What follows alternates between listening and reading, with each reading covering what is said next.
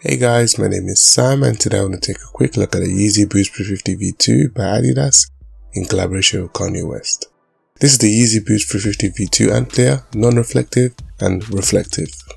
This non-reflective pair released on Saturday the 22nd of June 2019 along with the 6th, which was the Asian exclusive.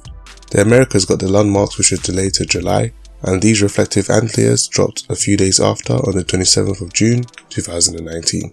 These were more limited to London and Russia. Both of these pairs come in the classic brown Yeezy slide out cardboard box. The only difference in this packaging is the slightly changed style code, the non-reflective being FV3250 while the reflective pair having a 55 instead. But we're not here to look at the style codes or the box, so let's get right into the shoes. I managed to win the non-reflective pair at Offspring, shout out to them, but sadly I had no luck on the reflective pair.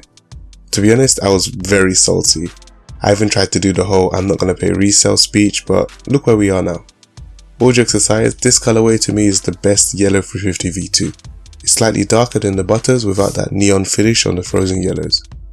The Antlia 350 is more of a mild daffodil yellow, which I feel looks great with the reflective laces, cloudy translucent midsole and the light caramel outsole. I'll be honest, both pairs look almost identical, but when you take a closer look, you might be able to spot a few differences.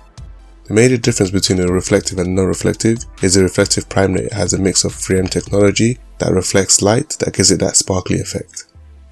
The reflective pair also features a slightly deeper and darker yellow prime knit upper, which is almost like a mustard hue. Finally, the multi-directional static design on the reflective pair looks cleaner and more pronounced compared to the thicker grey hits on the non-reflective pair. However, these differences are very subtle and you can't go wrong with either pair. I prefer the reflective pair. For me, the colour pops a little bit more and I love that reflective effect. Just not happy with how much I paid. I feel like this is the strongest colourway out of the new regional pack. So here are my thoughts on the shoe. Now it's time for yours. Did you manage to pick these up? Did you miss out?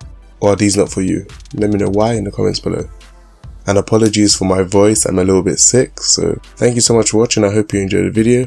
If you did, don't forget to give this video a thumbs up and comment mustard to show me you watched this video to the end. Please subscribe if you like my content, and as usual all other links will be in the description. Apart from that, have a good day.